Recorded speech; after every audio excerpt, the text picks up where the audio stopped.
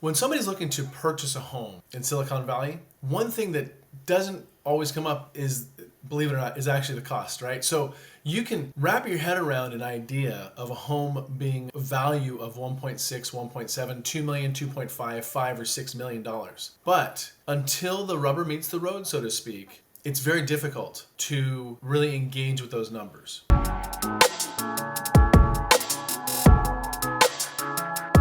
I was speaking with somebody the other day, and we'll use 15074 McVeigh Avenue, a home that I recently sold. It's currently in contract, but we're going to use the estimate or the Zillow estimate, the Zestimate of the value of that home for argument's sake and for example purpose. And so it is saying the Zestimate is 1.7. So based on 1.7, when somebody's purchasing a home here in Silicon Valley, coming into this area, or just going from a rental into a home or buying up, whatever it might be, whatever the scenario is, as an investor, what are they looking to invest at? How much are they looking to purchase at? And so the Zestimate, if you were to have that mortgage, is a little over $8,000.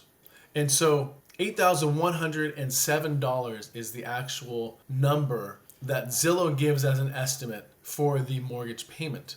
Now, and the conversation I had the other day with this client was, okay, so my mortgage is $8,107. I can absolutely handle that. I can make that work. Now, when you go to get your mortgage, one thing that the loan officer is going to look at, or the bank is going to look at, it's called the PITI, the Principal Interest Tax Insurance. So sometimes people don't take all of that into account. And when you're looking at this estimate and when you're looking at the possible payment on that 8107, that's giving you the principal and interest. That's not giving you the tax and insurance. And there's going to be two main positives. And in fact, one of the positives is based on what you would not expect, especially in California, what you would not expect a positive to be based on, which is taxes. But I'll get to that at the end. So you have a mortgage payment of $8107, and then you have taxes, unless there's Belarus, which is a whole different story. We're typically looking at 1.25% of the purchase price.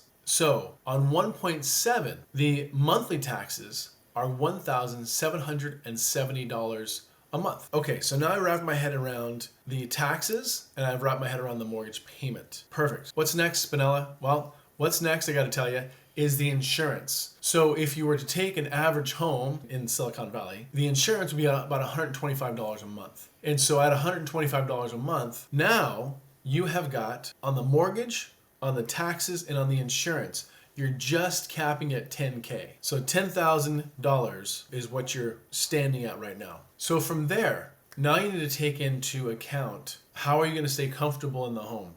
I recently did a poll on Facebook, and on average, the people that responded to it, there is about $400 to $450 a month PG&E.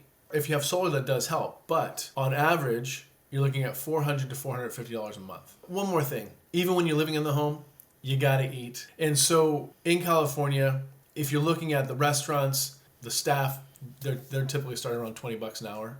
And so that's more expensive, so that's going to be more expensive for the owners of the restaurant, and so that, of course, that's going to push the prices up higher. Whether you're talking about Jack in the Box or whether you're talking about anywhere else, you're talking about all the prices going up higher. And so on average, you can expect lunch to be $25 per person, or if you look at it, you'd be looking at maybe $12 to $15 for a basic burger. No more of this $6 burger, Carl's Jr. deal. But yeah, no, on average, you're looking at about $25 per person, and that would be at any kind of a basic food chain that you go to. So that's kind of the cost of living. Now, the positives, where you would not expect a positive to come out of this, is in taxes, as far as the property taxes go. So talk to your CPA. But there are benefits to paying your interest and paying your property tax. That's just one thing.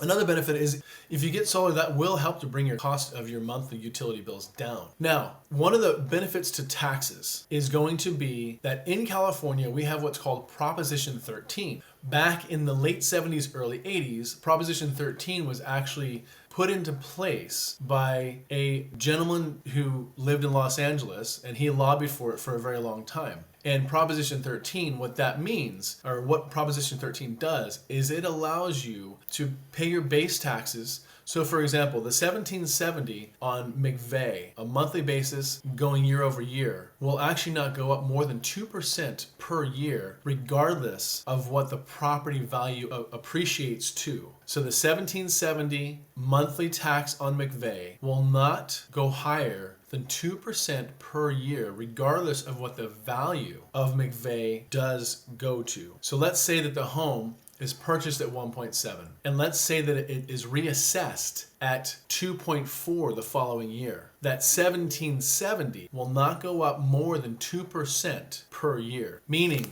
that 1770, the first year you own the home, the following year, it will not go up more than $35. And it's going to be like that every consecutive year that you own the home. So not more than 2% per year while you own the home. When the next person purchases the home, then it's going to be reassessed to the new value. If you have any questions, give me a call. Phone number is 408-393-9294. Take care.